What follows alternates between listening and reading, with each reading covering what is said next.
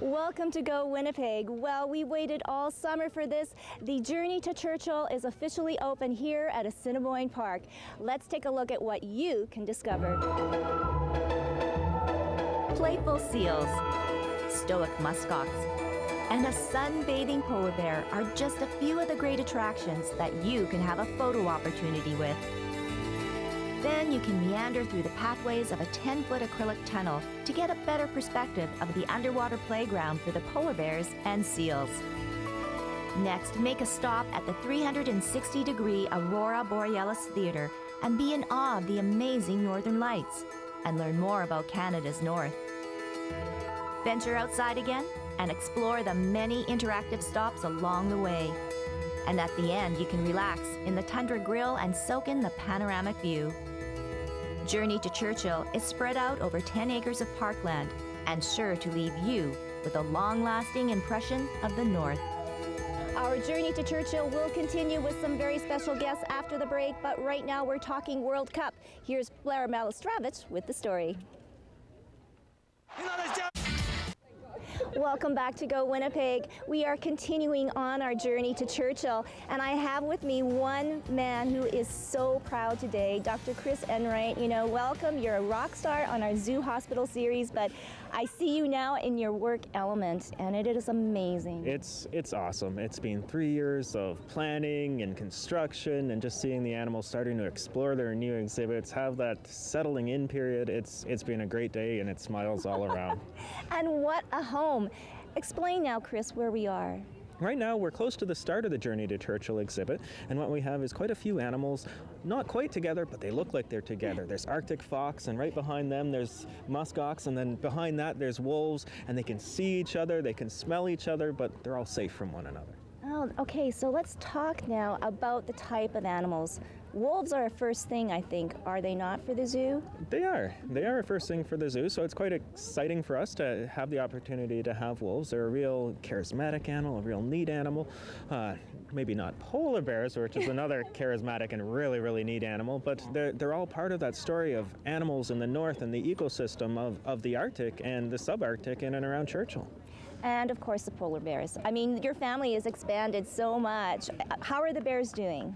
They're doing great. At lunchtime today, I sat down in the restaurant in the zoo, and I could see our two bears wrestling, Hudson and Storm. I could see them playing in the willow trees, doing as bears do in a space that just offers them the opportunity to do that. How hard was it for you and your staff, I guess, to pick these animals and to move them? Well, it was certainly a process, and the process started several years ago where we planned out the exhibit and what are the numbers of animals and the types of animals that we can have in that exhibit. And then it's going about the process of having those animals in the zoo, and then once they're in the zoo, getting them into the new facility here, which takes a lot of planning, a lot of careful moves in order to make sure everything's done safely for the animals and the people involved. Well, it seems like you've been successful. They seem to be roaming around quite naturally. It's true. Everything's gone off really, really well. And a lot of that's planning, a lot of that is the animals being used to life in the zoo and having that comfort level here. And that allows them to spend their first day in new digs, exploring and having fun. Okay, well, you're going to come back and tell us, I guess, some difficult stories about moving some of these big animals. And, you know, we all want to make sure that the animals are safe. So you'll be back, Dr. Chris. But right now, Jessica Cable has this profile on an Aboriginal photographer. Once again, we're continuing on our journey to Churchill. I've got Dr. Chris Enright, and where are we now, Chris? Right now, we're at the conclusion of the Sea Ice Passage exhibit, right in front of our seal outdoor viewing area. Oh, and right now we got a few fans waving, I know, but the seals are really cute. They are. We have 2 harbor seals on exhibit, and they are a seal that's found up in and around Churchill. Okay, so that means, though, diet now. Yes. From seals to wolves to muskox. Everything in the zoo has a very particular diet tailored for their nutritional niche, if you will. So they all get food prepared in our commissary, human-grade food. So lots of care goes into their diet. Seals in particular, we're trucking in frozen fish from either the East Coast or the West Coast, depending on what those seals are feeling like eating on any particular day. So we're getting their food that way, whereas the muskox, they get get a lot of hay, pelleted diet, so everything's carefully formulated for them. So who are the most finicky eaters? The most finicky eaters probably would actually be our moose outside of the Journey to Churchill. Within Journey to Churchill, it would be these guys right behind us. They actually have a favorite fish, and it's herring. And while we would love to feed them lots of different types of fish, they turn up their noses and say, more herring, please. Oh, and then what do the polar bears eat? Polar bears, they eat a few different things. They eat a variety of fish. They eat about 3 or 4 different types of fish. They also have a ground meat diet that's got sort of everything they need in their diet rolled up into one. Wow. Okay, so we know how big polar bears are. Muskox are huge. I guess what have been some of the, I won't say funnier stories, but you know, more difficult moves for these animals been like? Well, it's been a process. Our muskox and our polar bears, we moved under anesthesia. Part of that was in order to perform some of the veterinary care that we would normally perform on the animals, things like physical exams we were able to do. On the muskox, we wanted to treat them for a particular parasite that wild deer can spread to captive animals, and muskox are a little bit more susceptible to that. So all of that had to go into the process for moving them from point A to point B and getting everything we wanted done while they were under that anesthesia. Oh, and I guess because you are a doctor, Dr. Chris, and your staff, I mean, do the animals get monthly checkups, or do you go in there, you know, on a weekly basis? Every day, our zookeepers who care very much about their animals, know their animals very, very well, they're keeping an eye on them. And if they see anything that causes any concern, we have a team of vets at the zoo, 3 veterinarians, as well as a good team of people supporting the veterinarians. And what we do is we check out animals if anything's a little bit off, but we also have scheduled checkups. Sometimes it's every year, sometimes it's every 2 years, just making sure everything's A-okay and doing vaccinations or any other treatments they might need. Well, would you consider this your biggest accomplishment yet? Well, it's certainly up there. It's been several years in the making, and seeing it all come together now, it's been an awesome day so far. Oh, so much fun, and I think everybody would love to have your job or work on your staff through our wonderful Shaw TV series, Zoo Hospital. Look for another new Zoo Hospital series coming out this summer exclusively to Shaw TV, but let's look back at poor simple Simon.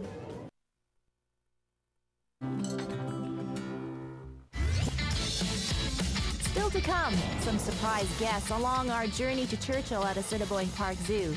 But now let's find out what's going on in our community.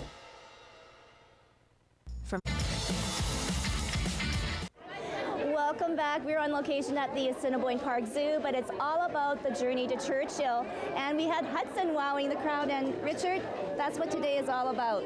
Yes, it was really quite something to see him stand up against the window there and come nose to nose with the crowd as they were looking through the window. Yeah, well, you know what, we were talking with Dr. Chris Enright, and we were talking about the animals and about the whole exhibition, but, you know, it's not throughout a lot of hard work and generosity, and, you know, really it's just local people like yourself that have donated money. But Richard, I guess, why did you feel it's so important to donate to the zoo? Well, I'm a lifelong Winnipegger, and like all people who have grown up and made their lives in Winnipeg, Assiniboine Park is iconic, an iconic location. I came here as a kid with my parents and came here as a teenager, and came full circle, and when I had kids I brought them here.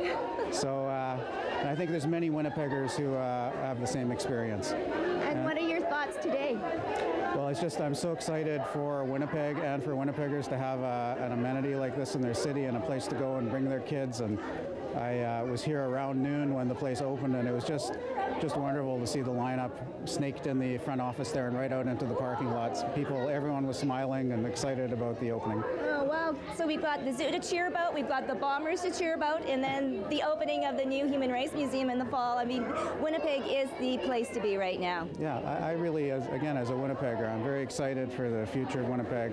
I think it's a turning point for Winnipeg with all of these things happening.